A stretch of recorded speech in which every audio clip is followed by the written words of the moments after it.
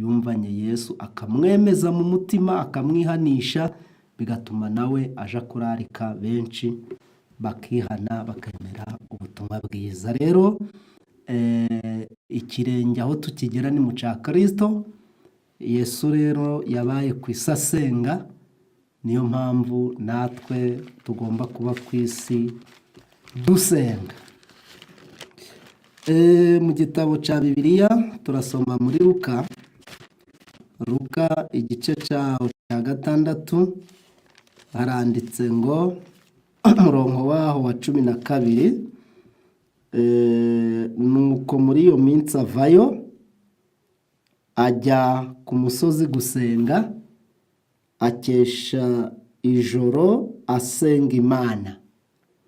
Ijoro rikeye ahamagara abigishwa be, atoranyamo 12 abita intumwa. Mu by'ukuri inshuti bakundwa abana b'Imana, niba Yesu yarakeshaga ijoro asenga, nkatwe abana b'abantu bapfa, mu by'ukuri twagasenze bingana iki? Kuko ijambo riravuze ngo akesha ijoro asenga Imana ye. Mu by'ukuri hari icyigisho gikomeye. Aha mu masengesho Yesu hari imbaraga yakuraga mu masengesho. Iyi mbaraga ndagira ngo natwe dusabe Imana kugira ngo natwe iyi mbaraga Imana yiduhe.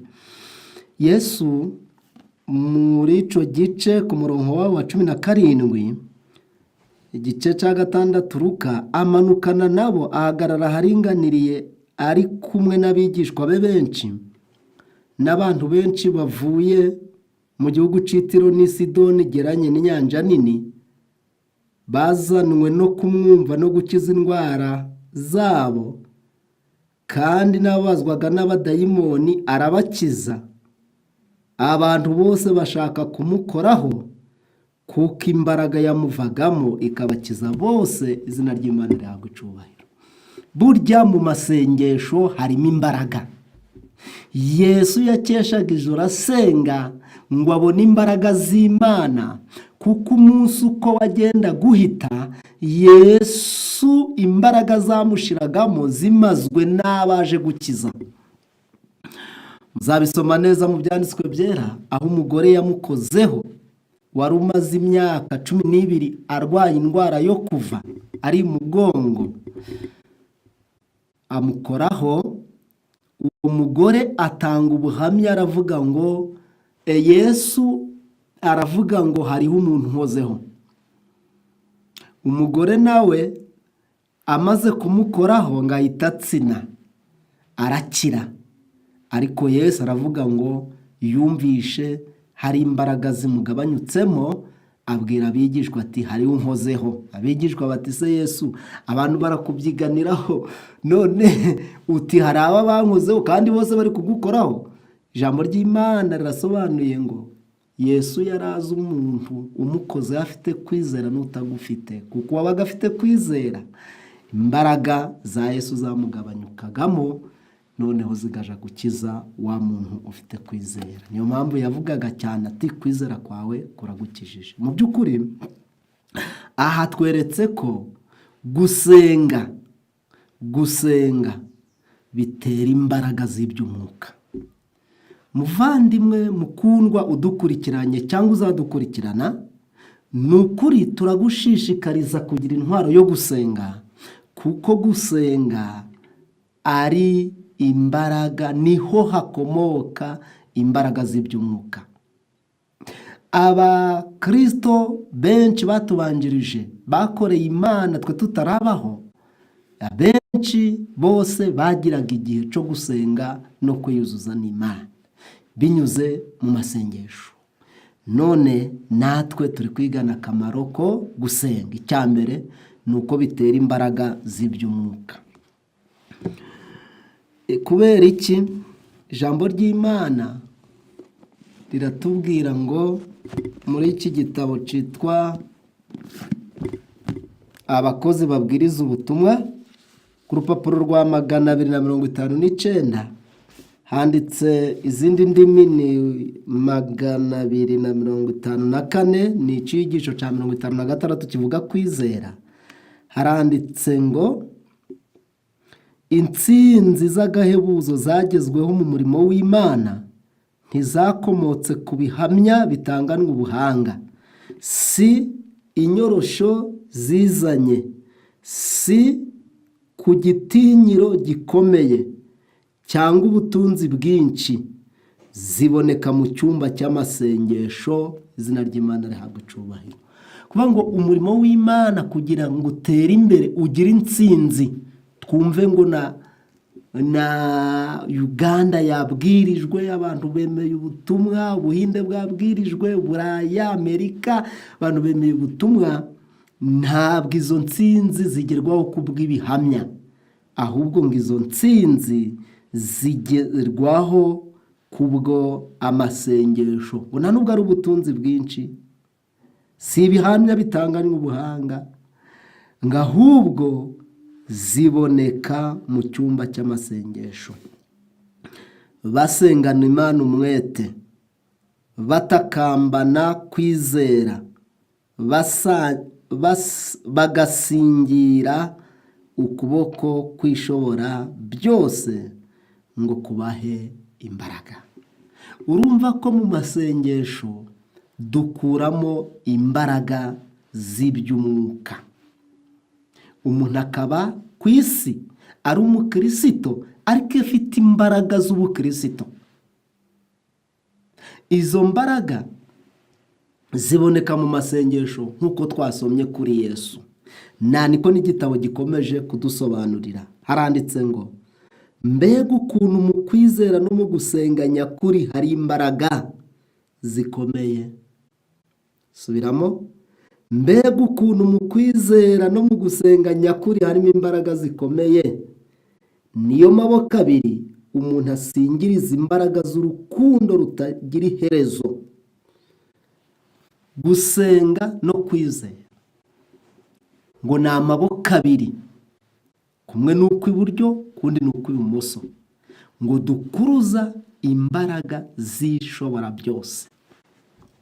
Umuntu wese ushaka imbaraga mu murimo w'Imana, umuntu wese ushaka imbaraga mu iyobokamana, umuntu wese ushaka imbaraga ngo akorere Imana, abwiriza ubutumwa, cyangwa se niba imishinga yakora ayikora ariko ayobowe n'Imana n'ijambo ryayo, akeneye imbaraga ikomoka mu gusenga. Mbega ukuntu hepfo haranditse ngo kwizera ni ukwiringira Imana, tukizera ko idukunda kandi ko izi neza ibyatubera byiza. Kwizera, ijambo ry'Imana ravuze ngo ni ukwiringira Imana, tukizera ko Imana idukunda kandi ko Imana izi ibyatubera byiza. Muri ubu buzima hari igihe umuntu ahura n'ibihombo, hari igihe umuntu apfusha, hari igihe umuntu agira impanuka, hari igihe umuntu ahura n'ibimuburagiza, n'ibigeragezo, ariko ari byo byiza kuri we kugira ngo bimwigishe Imana, cyangwa se bimugarure ku Mana igihe yaba yatandukiriye yavuye mu murimo w'Imana. Imana rero izi ibyatubera byiza, kandi ngo kwizera ni ukwiringira. Ijambo ry'Imana tubwira ko hari ukwizera k'uburyo bubiri: kwizera kw'iby'umuntu, ibyo tusanzwe twizera, no kwizera ko kwiringira.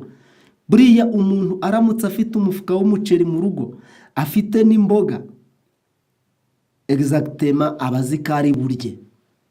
Kubera iki? Birahari byari burye. Uko ni ukwizera kw'ibyo abona, kw'ibyo twizera. Ariko kwizera ko kwiringira ni wa wundi utari ufite n'ikiro mu nzu cy'ibishyimbo, ntagire n'ifu wenda ngo akore umutsima, ariko akiringira ati ndarya. Akabyuka mu gitondo akaja aho bategerereza abaza gutanga akazi, bakamuhamagara bakamuha akazi agakora, yarangiza akazana ibyo kurya ariko atarazi ko ari bubibone. Kwiringira, umuntu yiringira ibyo atareba, ariko ibyo ureba biba bihari, ubuzi nyine ko urabibona byanze bikunze. Mu by'ukuri rero kwizera ngo ni ukwiringira Imana, tukizera ko idukunda kandi kizi neza ibyatubera byiza.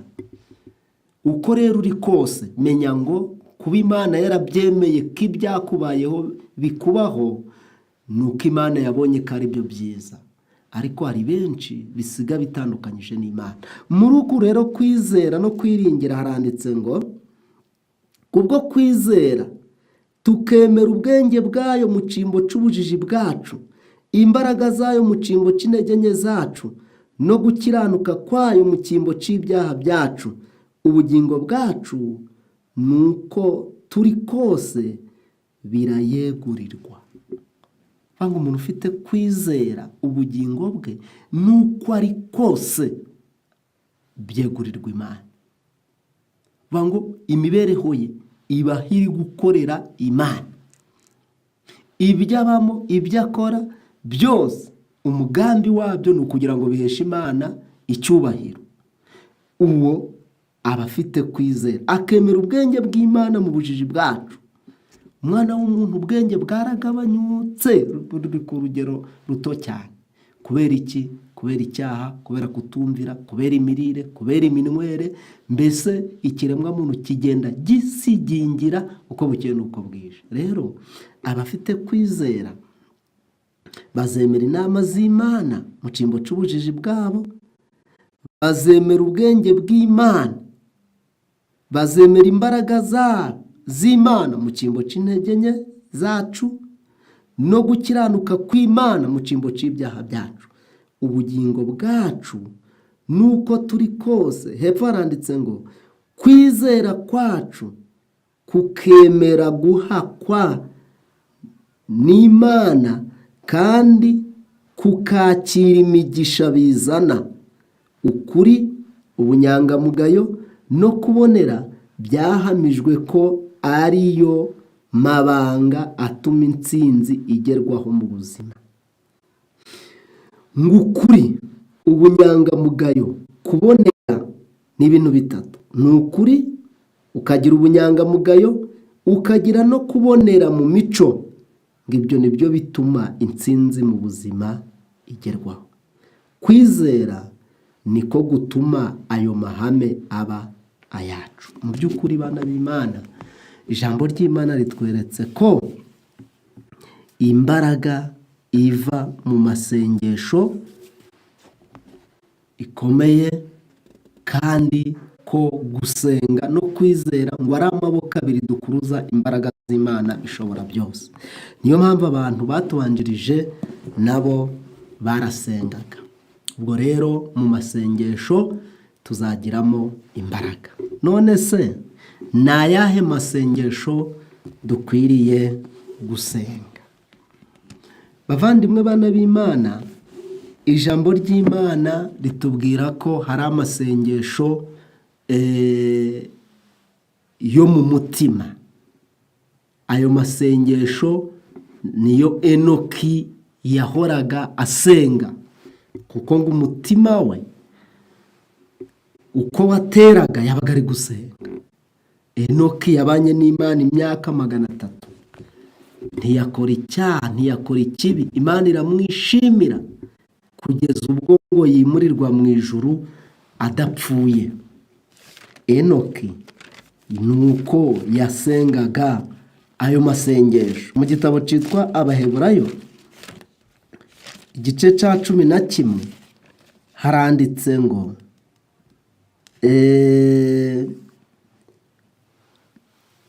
umurongo wa 5, kwizera niko kwatumye Enoki yimurirwa mu ijuru ngo adapfa, kandi ntiyaboneka kuko Imana yamwimuye, kuko yahamijwe atarimurwa yuko yanejeje Imana.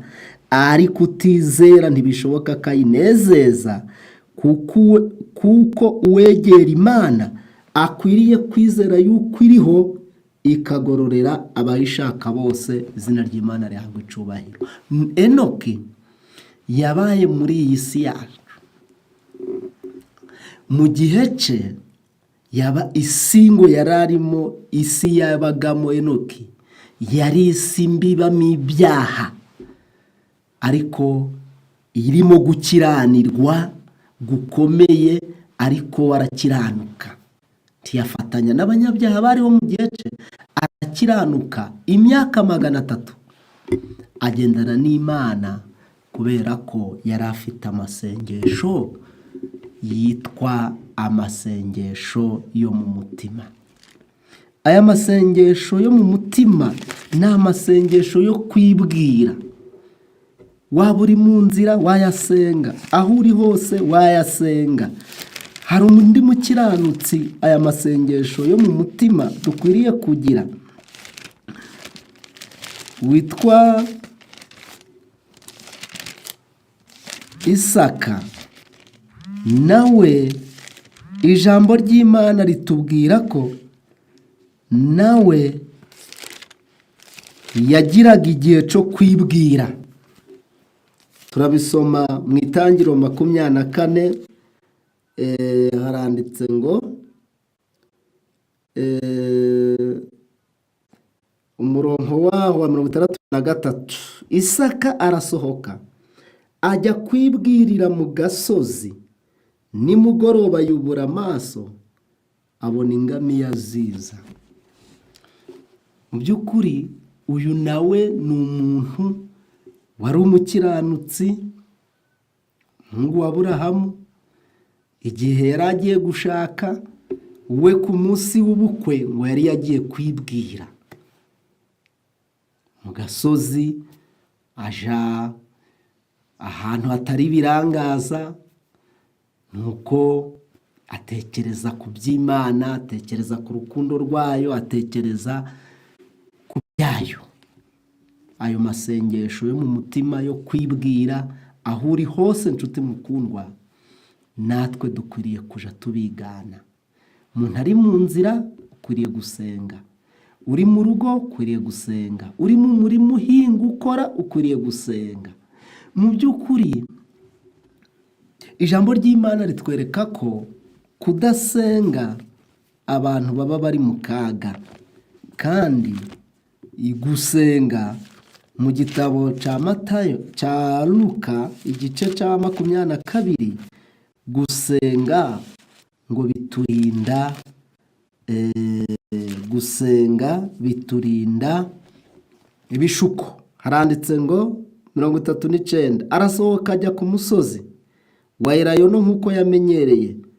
Abigishwa baramukurikira, agezeyo arababwira ati nimusenge kugira ngo mutajya mu mosha. Amosha ni ibishuko.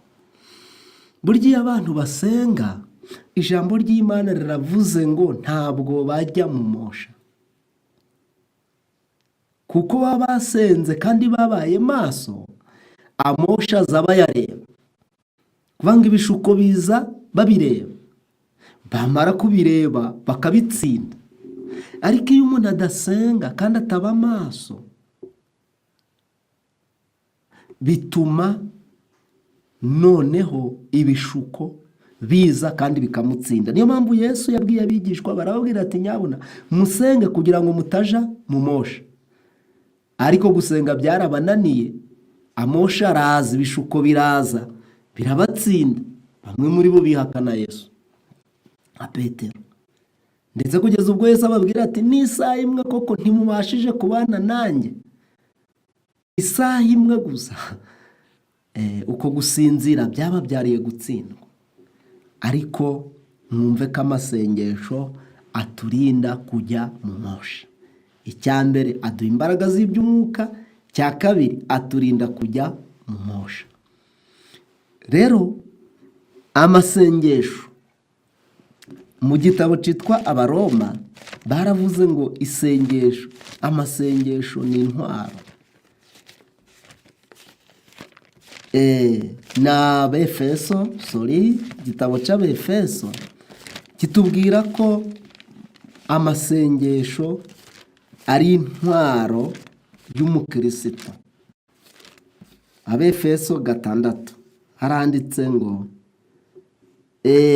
ibisigaye, umurongo ni uwa 10, uburyo bwo gutwara intwaro z'Imana. Ibisigaye mukomerere mu mwami no mu mbaraga z'ubushobozi bwe bwinshi, mwambare intwaro zose z'Imana kugira ngo mubashe guhagarara mudatsinzwe n'uburiganya bwa Satani, kuko tudakirana n'abafite amaraso n'umubiri, ahubwo dukirana n'abatware, n'abafite ubushobozi, n'abategetsi b'iyi si y'umwijima, n'imyuka mibi y'ahantu ho mu ijuru. Kuba ngo dukirana n'abo tutareba, ni imyuka itagaragara, ngo ni imyuka mibi yavuye ahantu ho mu ijuru, ni abadayimoni. Kuba dukirana n'abo rero birakwiriye. Ijambo ry'Imana avuze ngo dutware intwaro zose z'Imana, ni nyinshi. Izo twatoranyijemo ni 2, ni ukwizera no gusenga. Kwizera twamaze kukubona, kari ukwiringira Imana, tukizera ko idukunda kandi kari yizi ibyatugirira akamaro. Burya ibyo ari byo byose bizakubaho ku isi, bibi byangwa byiza, kuba Imana yabyemeye, uje ubishakamo icyiza kibirimo. Kuko ijambo ry'Imana, Imana iri kugerageza abana bayo, kuba ari ukugira ngo bitubere byiza, ntabwo ibishaka kugira ngo itugirire nabi cyangwa se tuzarimbuke. Oya, kuba ari ukudukosora. Ubwo rero niyo mpamvu iri jambo rivuze ngo nuko rero mutware intwaro zose z'Imana kugira ngo mubashe gukomera ku munsi mubi, kandi murangije byose mubashe guhagarara mudatsinzwe, muhagarare mushikamye, mukenyeye ukuri. Iyo ni intwaro ya mbere. Iya kabiri, mwambaye gukiranuka nk'icuma gikingira igituza. Ni ukwambara gukiranuka kukagukingira. Mukwesa inkweto nizo butumwa bwiza, ni ukubwiriza ubutumwa bw'amahoro bubiteguza. Kandi ikigeretse kuri ibyo byose, mutware kwizera nk'ingabo. Kwizera ni ingabo. Niko muzashobora kuzimisha imyambi ya wa mubi yaka umuriro. Mwakire agakiza k'ab'ingofero, mwakire n'inkota y'umwuka, niyo jambo ry'Imana. Burya inkota y'umwuka ni ijambo ry'Imana, ni Bibiliya. Ni amagambo y'Imana aboneka mu ijambo ryayo. Iyo nkota y'umwuka ariyo jambo ry'Imana, buri wese agomba ngo kurirya buri munsi, akarya uwo mutsima w'ubugingo ubeshaho.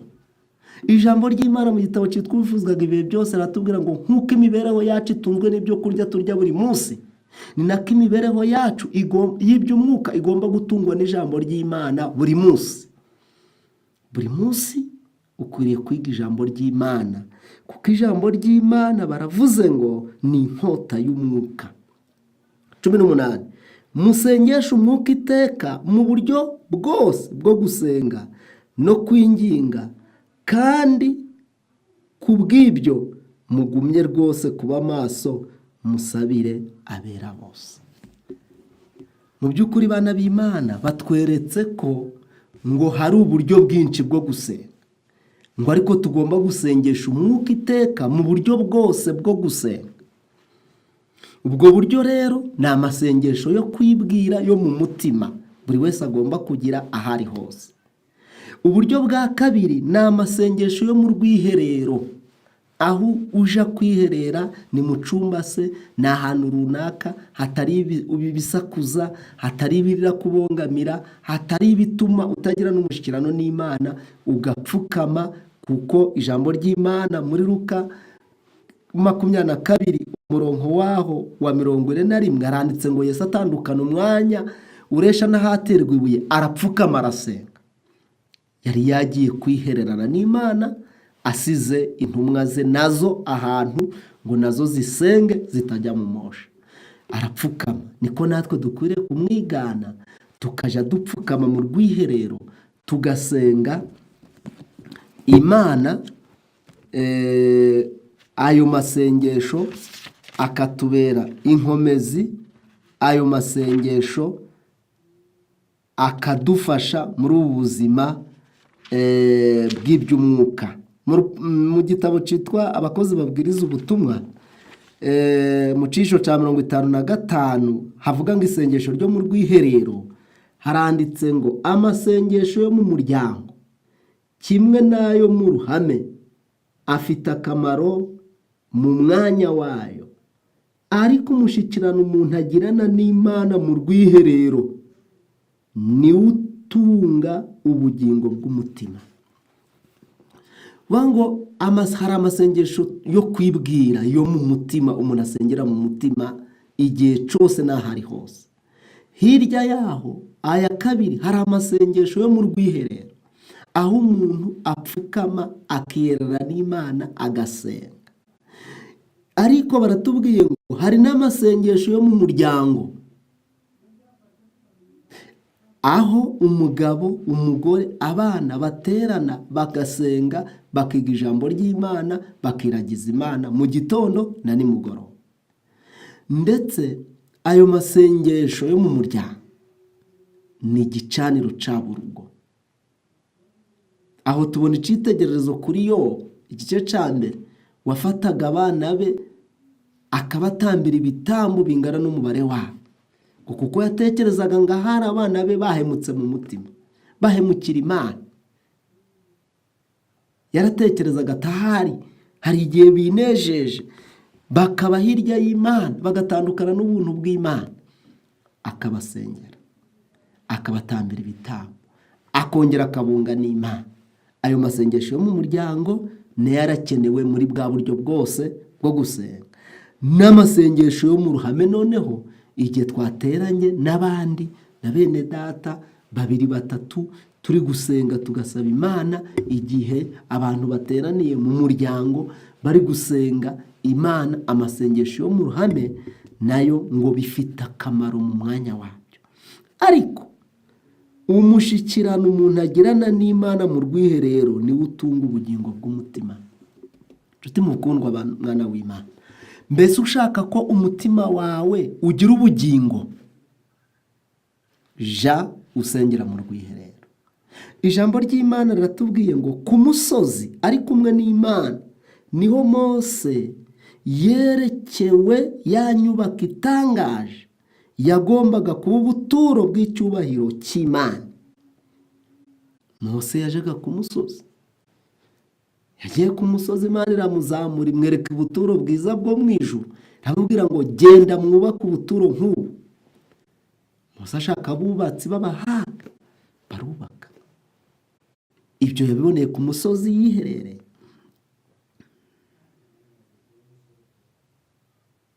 Baranditse ngo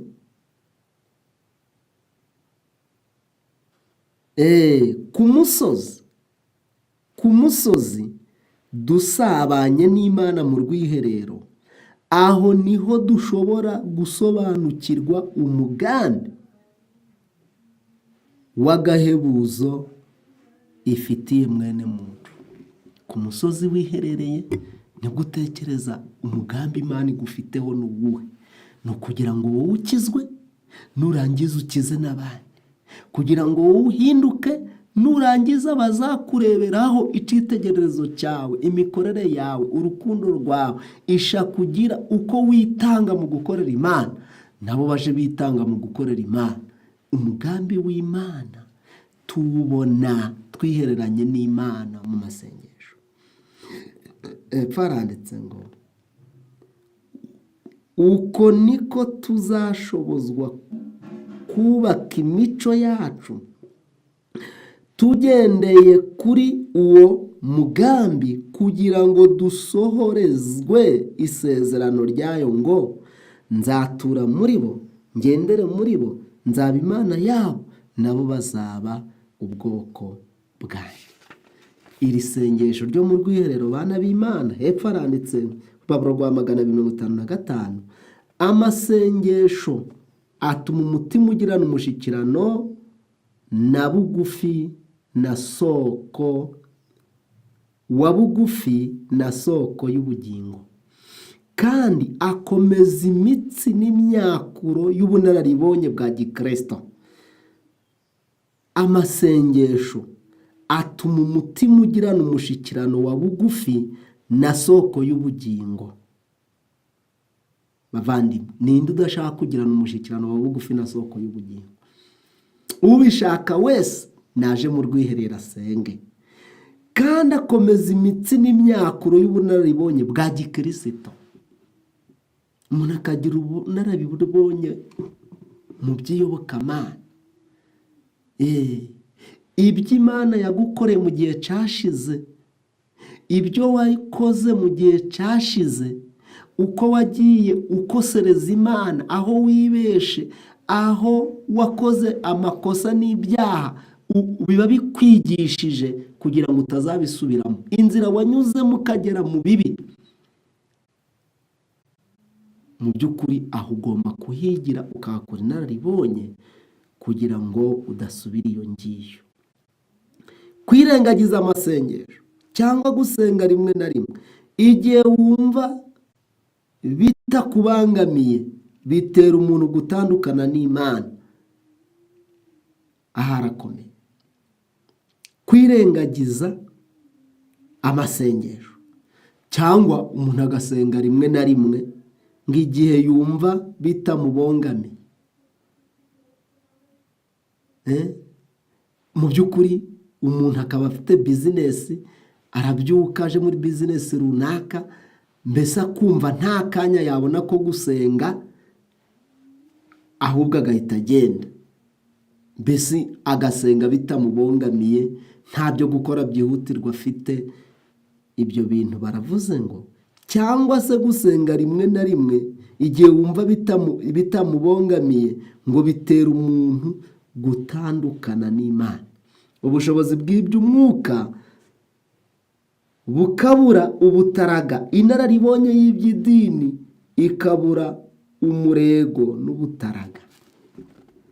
Ngibi bija bituma abantu bacogora, bagacika intege muri uku gukorera Imana muri imibereho ya gikirisito, kandi kubera ko birengagije gusenga mu rwiherero, birengagiza bakaja basenga rimwe na rimwe ngo bitababangamiye, noneho iyobokamana y'iby'idini ibura imbaraga, ibura umurego, ngibura n'ubutaraga. Nshuti bavandimwe, bana b'Imana, hari ubwo waba warageze muri aka kaga, ariko ijambo ry'Imana riratubwira ngo mbese umuntu naho yagwa, umugaragu w'Imana we yaravuze ngo naho nagwa ntabwo nzarambarara. Mbese wewe waba wararambaraye cyangwa waba ugiye kurambarara? Birashoboka ko waba warirengagije gusenga, kuko kugwa ukava mu by'Imana ni ukureka ibyo wakoraga. Ibyo byanditse mu gitabo cyitwa Ibyahishuwe, handitse aya magambo dusoma muri iki gice cya 2, haranditse ngo, igice cya 2 umurongo waho wa 4, ariko rero mfite icyo nkugaya, ni uko waretse urukundo rwawe rwa mbere, ni ukibuka aho wavuye ukagwa, wihane ukora imirimo nk'iya mbere, kuko nutabikora nzazahura inkuru igitereko cyitabaza hacyo nutihana. Hari igihe waba warasenga ndetse ugasengera no mu rwiherero, ariko ukaba utakibikora, waraguye kuri iyo ngingo. Babisaba kugira ngo wongere wivugurure, usabe Imana imbaraga, kuko kujya mu ijuru ngo buri wese abifite mu kiganza cye. Ngo uzarimbuka azaba yizize, ngo azaba ari uko atizeye igitambo cya Kristo. Ngo Imana ubushake bwayo, imbaraga zayo yazikoresha, Yesu agakoresha imbaraga ze, Umwuka Wera imbaraga ze akazikoresha, ariko ngo umuntu atabigizemo uruhare umuntu yarimbuka. Nshuti bakundwa, nawe gira uruhare mu kugira ngo ugire intwaro y'amasengesho. Amasengesho, ijambo ry'Imana ritubwira ko aya masengesho ngo aja akubita Satani inshuro. Niyo mpamvu mu gitabo cy'umugaragu w'Imana Yakobo, igice cya 5, haranditse ngo, umurongo waho wa 7, ndasoma ndahera mu gice cya 4 umurongo waho wa 7, nsome no mu gice cya 5 mpere ku murongo wa 14 haranditse ngo nuko rero mugandukira Imana ariko murwanye Satani nawe azabahunga, mwegera Imana nayo izabegera. Yemwe banyabyaha nimukarabe, namwe bafite imitima ibiri nimwiyeze imitima. Ijambo ry'Imana ritweretse ko muri twe tugomba kurwanya Satani ngo akaduhunga, ngo tukegera Imana, Imana nayo ikatwegera. Nshuti mukundwa, usabwa kwegera Imana nawe kugira ngo Imana ikwegere. Ariko ufite inshingano yo kurwanya Satani. Uzamurwanya ute Satani? Uzamurwanya binyuriye mu gushikama ku Mana uri gusenga. Ibyo ndabisoma muri iki gitabo cyitwa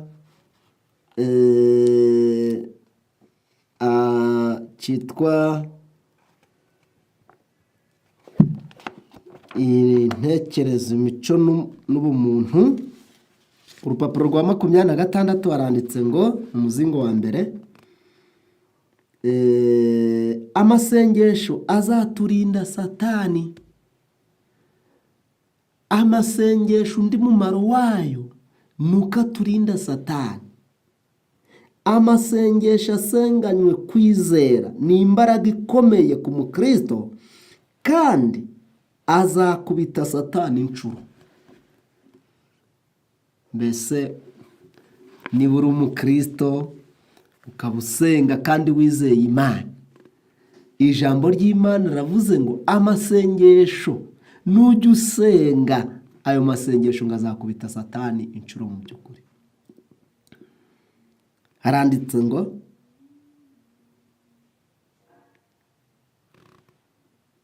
niyo mpamvu atwongorera ko nta mpamvu yo gusenga.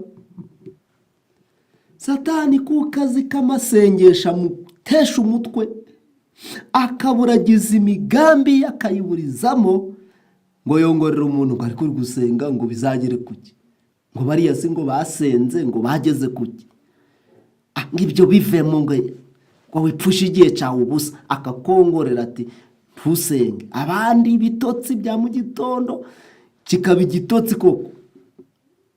Umuntu akagambira ati ndajya mu materaniro ya mu gitondo, ahubwo iyo saha yavuze karabyukiraho, ibitotsi akaba aribwo biba byinshi.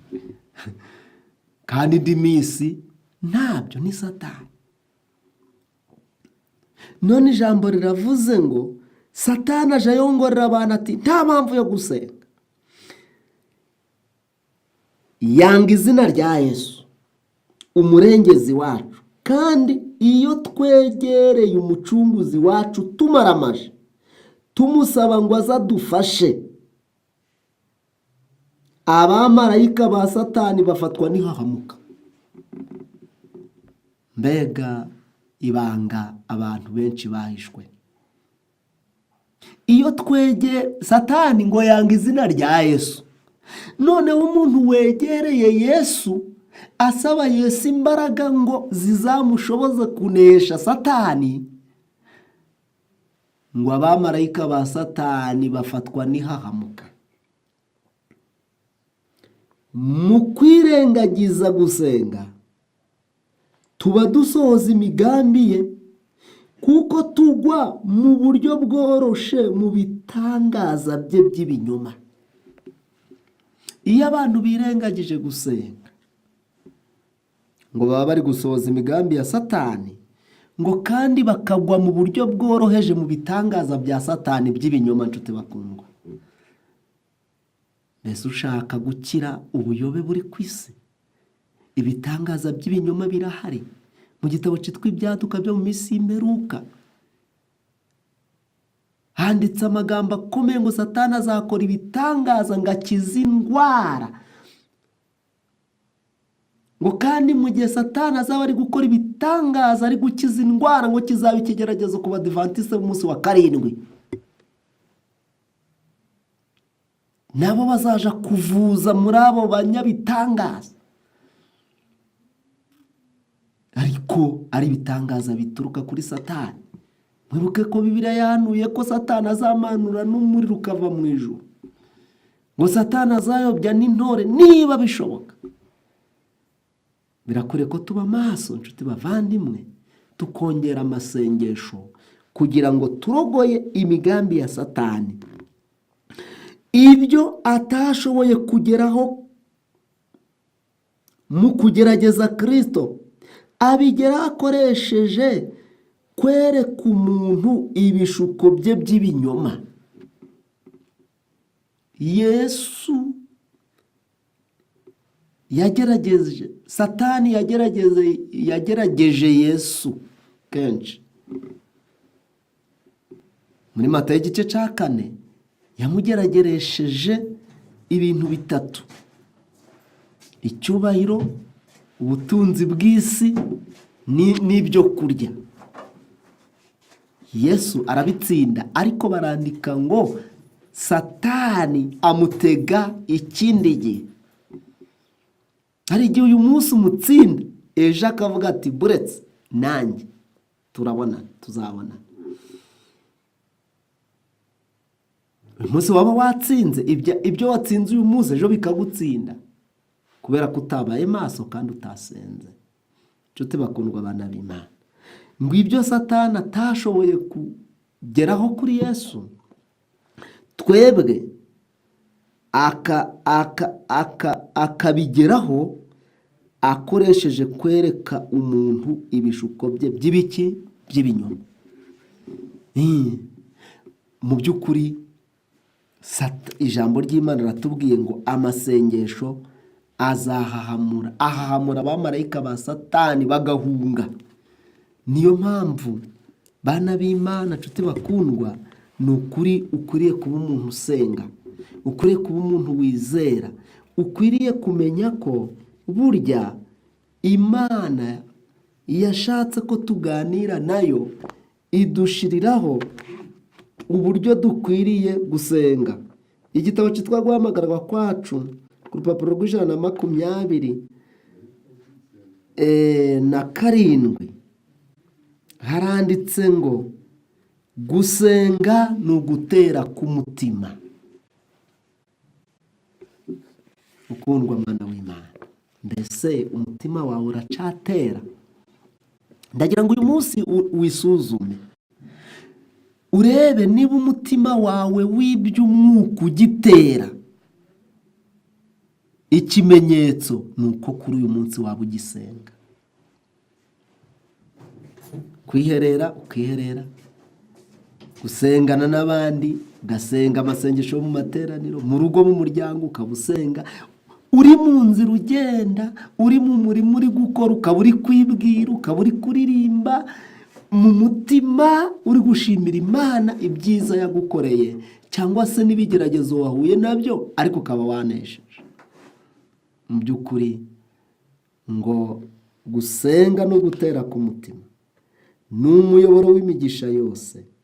Iyo umutima wihana, uzamuye amasengesho ku Mana, nyuma yo kwizinukwa no gusobanukirwa ubukene bwawo, Imana nayo ibona urugamba n'intambara uhanganye nazo, bikayereka ko wamaramaje. Izina ry'Imana rihabwa icyubahiro. Mu by'ukuri iyo uri gusenga nawe ukizirika ku Mana, ukihana, ukizinukwa, ngo ukamenya n'ubukene, ugasobanukirwa ubukene bwawo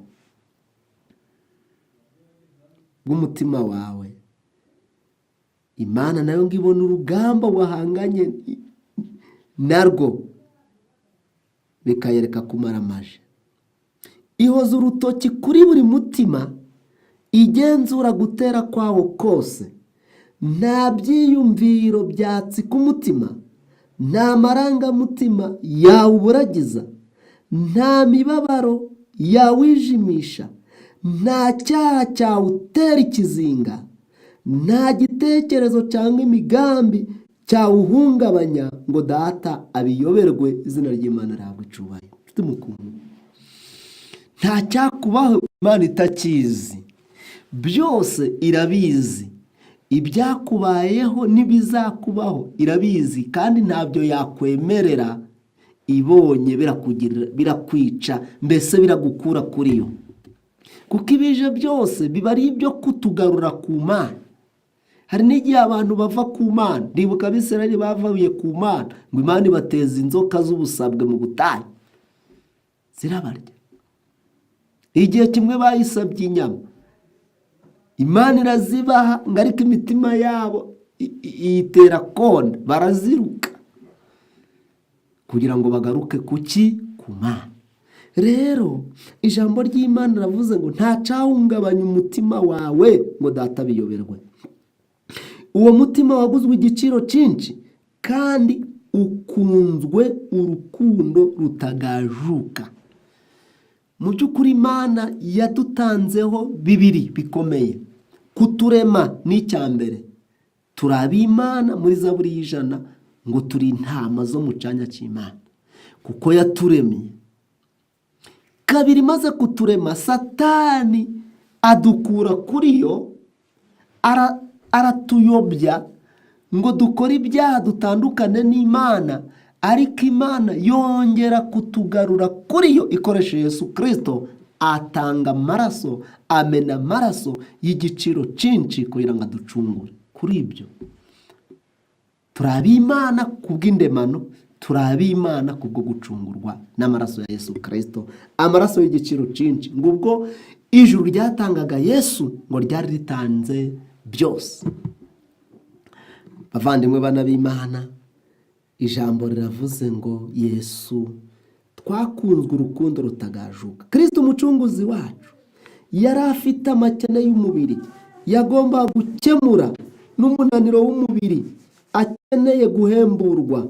Mu gusenga se niho yiteguriraga gusohoza inshingano no guhangana n'ibigeragezo. Izina ry'Imana rihabwa icyubahiro. Mbese ushaka guhangana n'ibigeragezo, senga Imana. Hepfo umunsi ku wundi yasohozaga inshingano ze akiza imitima. Umutima we wagiriraga impuhwe abarushe n'abaremerewe, kandi yakoreshaga amajoro asenga ageragezwa. Imana ihabwa icyubahiro. Mbega ukuntu kwizera nyakuri n'amasengesho nyakuri bigira imbaraga nyinshi. Ngaho mureke nshuti bavandimwe bana b'Imana, natwe tugire kwizera, natwe tugire gusenga, maze ngo ni imbaraga ebyiri dukuruza imbaraga zishobora byose.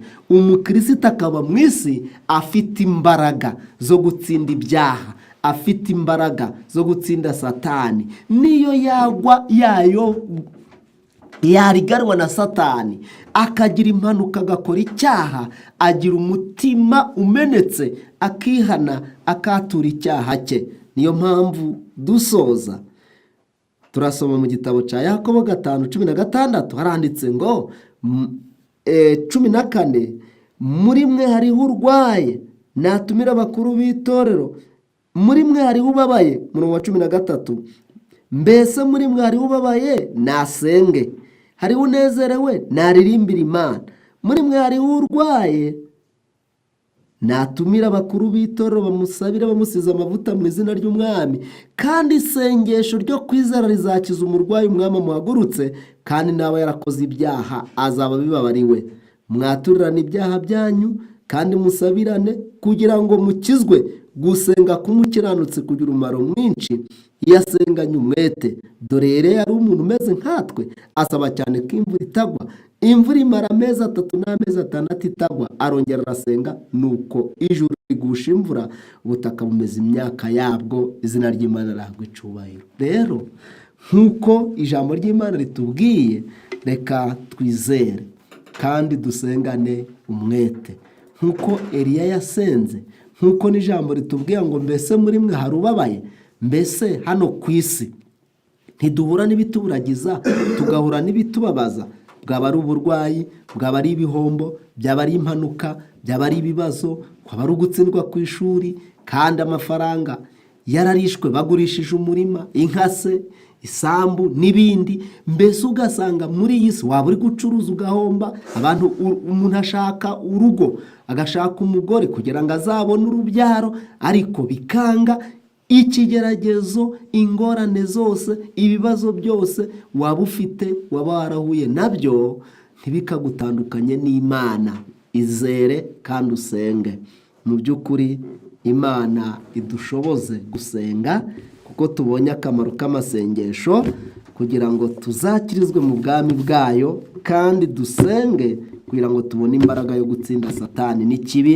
Imana ibidushoboze mu izina rya Yesu.